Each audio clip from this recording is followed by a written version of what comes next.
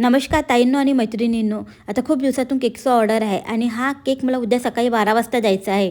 तर त्यासाठी म्हटलं ठीक आहे, आदल्या दिवशी रात्रीच बनवून ठेवून देऊया. आणि कसं आहे ना, हा केक जास्त मोठा नाही आहे, 1 किलोचाच केक आहे आणि एंगेजमेंटचा केक आहे. तर उद्या सकाळी मला खूप घाई होईल म्हटलं, तर मग रात्रीच मी केक वगैरे बेक करून ठेवला. क्रम कोटिंग वगैरे करून ठेवून देते म्हटलं, म्हणजे उद्या सकाळपर्यंत छान असा सेट होऊन जाते ना. मग सकाळी कसं एंगेजमेंट दुपारीच राहते, तर मग दुपारीच कट केल्या जाईल. तर म्हणून म्हटलं आताच करून ठेवते. तर आता बेक करून ठेवलेला आहे, सोबत क्रीम पण बीट करून घेतलेली आहे. तर चला मग आता स्वयंपाक एका साईडला होत आहे रात्रीचा, तर दुसऱ्या दिवशी केक द्यायचा आहे. तर त्यामुळे म्हटलं रात्रीपर्यंत आपला आरामात होत राहते. आणि इथे लेयर्स पाडलेले आहेत, बघू शकता छान असे लेयर दिलेले आहेत. फक्त 3च लेयर दिलेले आहेत मी. आजकाल भरपूर जणांना क्रीम वगैरे खायला नाही आवडत, ब्रेड जास्ती म्हणजे लोक पसंत करतात. म्हणून काय केलं आहे मी, लेयर्स थोडे मोठे आणि जाडच ठेवलेले आहेत. चला मग आता केक करून घेणार आहे आणि आज केक हा पायनॅपल फ्लेवरचा करणार आहे. तर क्रम कोटिंग करून ठेवते म्हटलं, पण म्हटलं राहू द्या, आता करतच आहे तर पूर्ण फिनिशिंग वगैरे करून ठेवूनच देऊया. तर म्हणून मी काय केलं, त्याच टायमिंगला पूर्ण केक आपला फिनिशिंग वगैरे करून छान बंद खोक्यामध्ये ठेवलेला आहे. आणि कधी केक ठेवायचा आहे ना, बंद खोक्यात ठेवायचा, नाही तर मग त्याला क्रॅशेस वगैरे जायची भीती जास्ती पडते. म्हणून मी केक करते आणि छान बंद खोक्यामध्ये रात्रभर ठेवून देते, तर त्याला काहीच होत नाही आणि छान असा आपला केक पण छान असा सेट होऊन जातो. त्याच्यानंतर ना, आता हे दुसऱ्या दिवशीचं आहे. पूर्ण केक मी तयार करून ठेवलेला होता, तर आता द्यायची वेळ आलेली आहे. तर म्हटलं स्प्रिंकल्स वगैरे नाही टाकले होते मी, फक्त केक वगैरे करून ठेवलेला होता. पूर्ण फायनल फिनिशिंग पण दिलेली होती. आता फक्त थोडीशी सजावट करायची आणि त्यांनी सांगितलं होतं की केक जास्त काही नको, एकदम सिम्पलच केक हवा आहे. म्हणून मी वरतून डिझाईन वगैरे काही दिलेले नाही. फक्त एंगेजमेंटचे जे टॅग असते ना, ते टॅग विकत आणलेलं आहे छान. ते पण छान छान मस्त मिळतात. तर छान असं मस्त टॅग आणलेलं आहे एंगेजमेंटचं, तर ते ठेवणार आहे. आणि वरून फक्त थोडेफार स्प्रिंकल्स वगैरे टाकली आणि स्प्रे वगैरे मारून घेईन. गोल्डन सिल्वरचा स्प्रे मिळतो आजकाल, ते सिल्वर कलरचा स्प्रे मी जास्ती यूज करत असते. आणि बस हे सिल्वर फॉईल पेपर पण मिळते, सिल्वर मिळतात, गोल्डन फॉईल पेपर मिळतात. आता ह्याच्या मी गोल्डन कलरचं हे लावणार आहे, फॉईल पेपर जे आहे तो.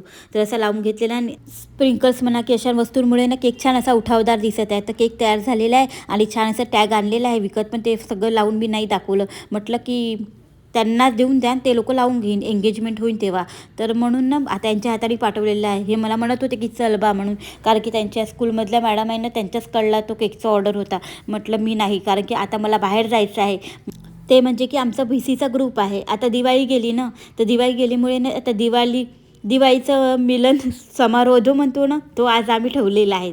तर प्रत्येकांना ना एक ना डिश करून न्यायची आपल्याकडून, जे पण तुमच्याशी शक्य असेल ते. घरी बनवा किंवा आपण विकत पण नेऊ शकत होतो, पण मी म्हटलं नाही, आता आपण घरीच बनवूया. तर म्हणून इथे मी छान असे 1 किलोचे पोहे बनवणार आहे. सगळं कटपीट करून ठेवून दिलेलं आहे. कांदा मिरची, छान असे कांदे वगैरे. 1 किलोला थोडंसं मी काढले होते म्हणा, पूर्ण एवढं नाही करणार म्हटलं, तर कारण की हे सगळं मटेरियल टाकून तो 1 किलोच्या वरतीच होणार होते ते पोहे.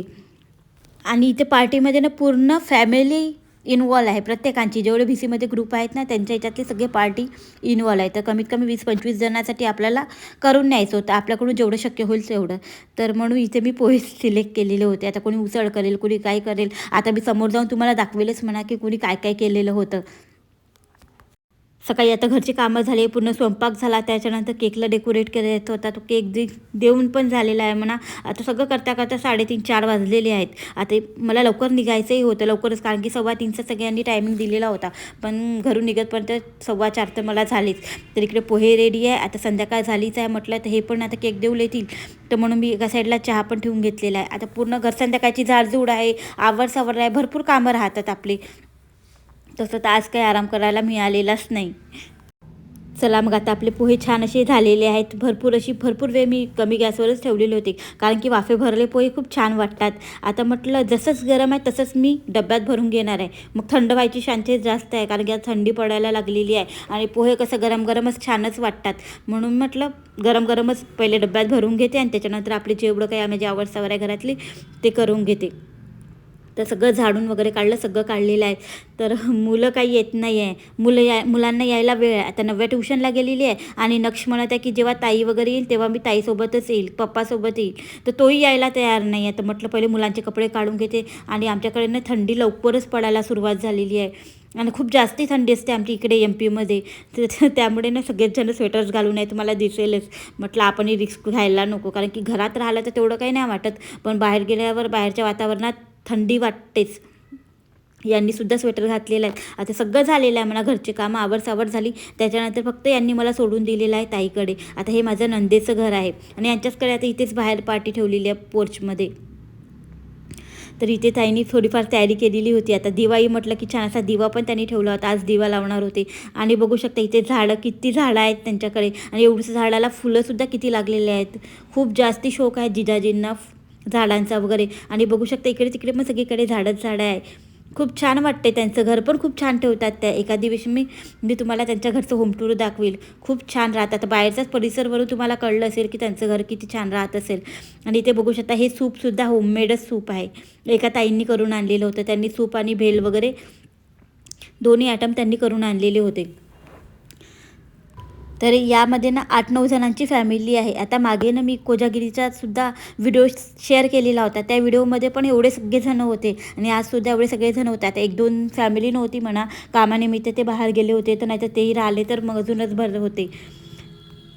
आता प्रत्येकांचे मुलं आहेत, त्यांचे मिस्टर आहेत, म्हणजे भरपूर. आता त्यांच्याकडे आई वगैरे राहतात भरपूर जणांकडे, ते होते. तर इथे बघू शकता माझी मैत्रीण आहे भिसीतली, तर तिच्या मुलीने इतकं सुंदर क्रिएटिव्हिटी केलेली होती. ते म्हणजे की क्लेपासून तिने बनवलेलं होतं. तर चला म्हटलं थोडंसं तुमच्याशी शेअर करूया. तिने कन्हैया बनवला होता, परत ना आपले शंकरजीचं पिंड बनवली होती, पुष्कळ वस्तू बनवलेल्या होत्या आणि खूप छान बनवले होते. आणि इथे बघू शकता आपलं फराळाचं इथे सगळं रेडी झालेलं आहे. कोणी ढोकळा आणलेलं आहे, कोणी मुंगाची उसळ, कोणी चण्याची उसळ, कोणी ताक, कोणी मुंगवडे जे विकत मिळतात ना ते वडे आणले होते. आणि मी तर माहीतच आहे तुम्हाला पोहे करून नेलेले होते. आणि एवढे सगळी ताट जेव्हा हे वाढलं ना तेव्हा पूर्ण प्लेट भरून गेलेली होती. पहिले सूपही झालं, त्याच्यानंतर एवढं फराळाचंही झालं, आणि त्याच्यानंतर सगळ्यात शेवटी माहिती आहे का, आता तुळशी विवाह झाला. तर तुळशी विवाहामध्ये ना आपण ऊस आणत असतो ना, त्या ऊसाचे सुद्धा ज्यूस काढून आणलेलं होतं ज्युसर तिथे जाऊन त्यांच्याकडून. तर तो सुद्धा ज्यूस पूर्ण केतलीभर होता मोठ्या. तर हे सगळं खाल्ल्यानंतरही मग ज्यूस पण सगळ्यांना ग्लास 2-2 ग्लास ज्यूस मिळालेला होता. ज्याला गन्नाचा रस म्हणतो आपण तो रस. त्याच्यानंतर आता घरी आलेली आहे. आता जेवणाची काही गुंजाईशच नाही, कारण की तिथे सगळं पोटभर झालेलं होतं. तर चला मग आता मैत्रिणींनो इथेच मी व्हिडिओ साईन करते. भेटते तुम्हाला एका नवीन व्हिडिओसोबत. बाय.